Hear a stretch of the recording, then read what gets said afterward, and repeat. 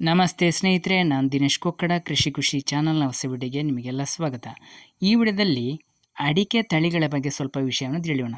ನಮ್ಮ ದಕ್ಷಿಣ ಕನ್ನಡ ಉಡುಪಿ ಭಾಗಕ್ಕೆ CPCRI ಅಂದರೆ ಕೇಂದ್ರೀಯ ತೋಟದ ಬೆಳೆಗಳ ಸಂಶೋಧನಾ ಸಂಸ್ಥೆಯವರು ತುಂಬ ತಳಿಗಳನ್ನು ಬಿಡುಗಡೆ ಮಾಡಿದ್ದಾರೆ. ಅತ್ಯುತ್ತಮ ಗುಣಮಟ್ಟದ ಎಲ್ಲ ತಳಿಗಳು.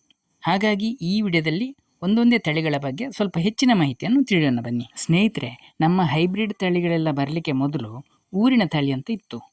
ಇದರ ಸಮಸ್ಯೆ ಏನಂತ ಹೇಳಿದರೆ, ಇದು ಇಳುವರಿ ಬರಬೇಕಾದ್ರೆ 5ರಿಂದ 6-7 ವರ್ಷ ಎಲ್ಲ ಆಗಬೇಕಿತ್ತು. ಅಷ್ಟೇ ಅಲ್ಲದೆ ತುಂಬ ಎತ್ತರ ಬೆಳೀತಿತ್ತು. ಇದಕ್ಕೆ ಮದ್ದೆಲ್ಲ ಬಿಡುವಂಥ ಕಥೆನೇ ಇಲ್ಲ, ಅಷ್ಟು ಎತ್ತರಕ್ಕೆಲ್ಲ ಬೆಳೀತಿತ್ತು. ಆದರೆ ಇದರ ಅನುಕೂಲ ಏನಂತ ಹೇಳಿದರೆ, ರೋಗ ಬಾಧೆ ಕಮ್ಮಿ ಇತ್ತು. ಅಂದರೆ ನಾಟಿ ತಳಿ, ಹಾಗಾಗಿ ಈ ವಿಶೇಷ ರೋಗಗಳೆಲ್ಲ ಇರಲಿಲ್ಲ. ಗುಣಮಟ್ಟದ ಅಡಿಕೆ, ಅದರ ಅಡಿಕೆ ಎಲ್ಲ ಕಬ್ಬಿಣದ ಗುಂಡಿನಷ್ಟು ಭಾರ. ಆದರೆ ನಮಗೆ ಇಳುವರಿ ಕಮ್ಮಿ ಬರುವ ಕಾರಣ ಅಷ್ಟೊಂದು ಲಾಭದಾಯಕ ಆಗ್ತಿರಲಿಲ್ಲ.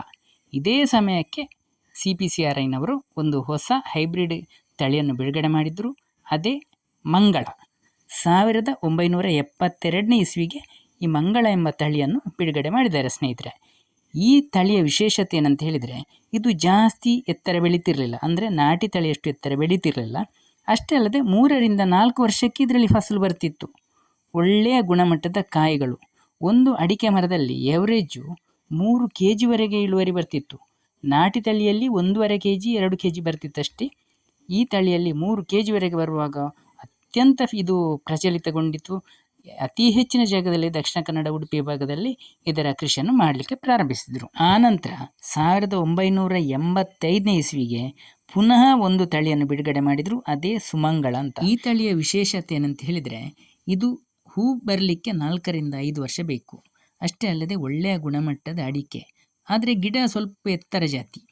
ಇದರ ಇಳುವರಿ ಎಷ್ಟಿತ್ತು ಅಂತ ಹೇಳಿದರೆ, ಮಂಗಳಗಿಂತ ಜಾಸ್ತಿ. ಮಂಗಳದಲ್ಲಿ 3 kg ಎವರೇಜ್ ಬಂದರೆ ಇದರಲ್ಲಿ 3.25 kg ಬರ್ತಿತ್ತು.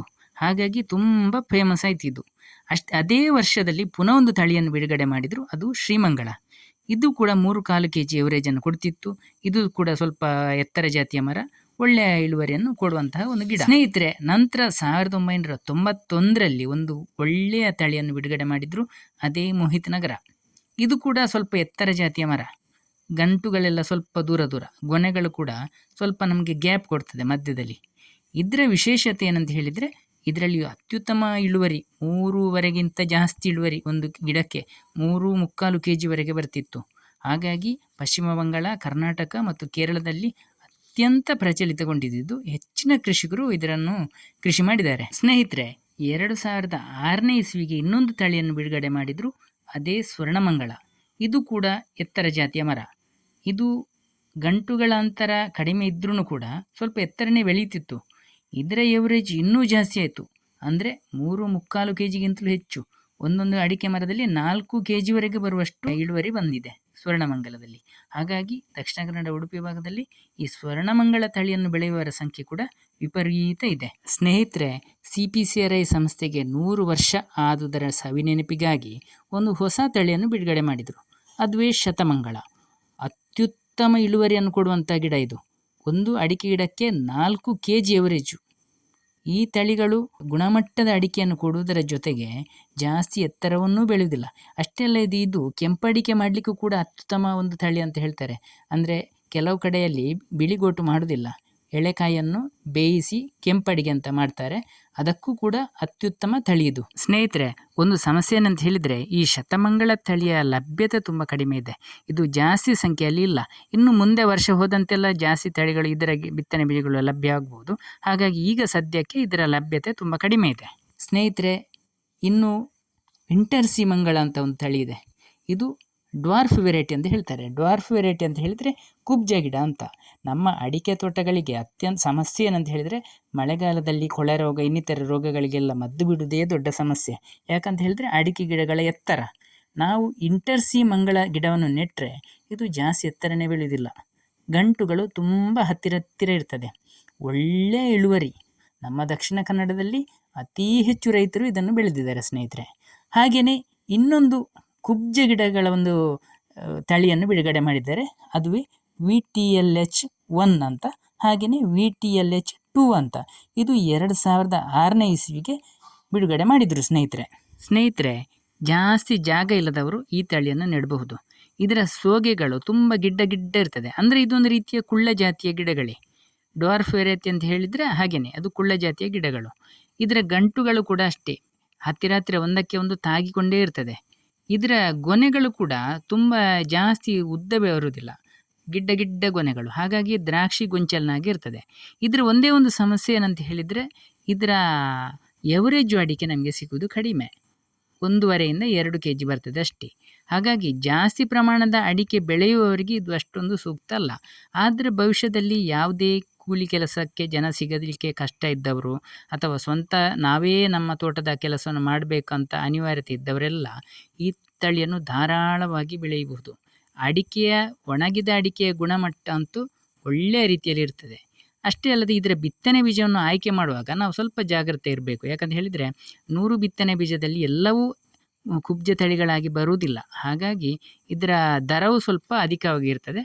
ಇದನ್ನು ಸೌಂದರ್ಯಕ್ಕಾಗಿ ನಮ್ಮ ತೋಟಗಳಲ್ಲಿ ನೆಡ್ತಾರೆ, ಚಂದಕ್ಕಾಗಿ ಅಂತಲೂ ನೆಡ್ತಾರೆ. ಹಾಗಾಗಿ ಇದೊಂದು ಒಳ್ಳೆಯ ತಳಿ ಅಂತ ಹೇಳ್ಬೋದು. ಇದಕ್ಕೆ ಮದ್ದು ಬಿಡಲಿಕ್ಕೆಲ್ಲ ಜನವೇ ಬೇಡ. ಯಾಕಂತ ಹೇಳಿದರೆ ಎಷ್ಟು ವರ್ಷ ಹೋದ್ರೂ ಇದು ಎತ್ತರನೇ ಬೆಳೆಯುವುದಿಲ್ಲ. ಹಾಗಾಗಿ ಜನದ ಸಮಸ್ಯೆ ಇರುವವರು, ಕೂಲಿ ಆಳುಗಳ ಸಮಸ್ಯೆ ಇರುವವರು ಈ ತಳಿಯನ್ನು ಧಾರಾಳವಾಗಿ ನೆಡಬಹುದು. ಹಾಗೆಯೇ ಸ್ನೇಹಿತರೆ, ಇನ್ನೊಂದು ಒಳ್ಳೆಯ ತಳಿ ಅಂತ ಹೇಳಿದರೆ ರತ್ನಗಿರಿ. ಈ ರತ್ನಗಿರಿ ತಳಿ ಕೂಡ ನಮ್ಮ ದಕ್ಷಿಣ ಕನ್ನಡ ಭಾಗದಲ್ಲಿ ಹೆಚ್ಚಿನ ರೈತರು ಬೆಳೆದಿದ್ದಾರೆ, ಒಳ್ಳೆಯ ಇಳುವರಿಯನ್ನು ಪಡಿತಾ ಇದ್ದಾರೆ.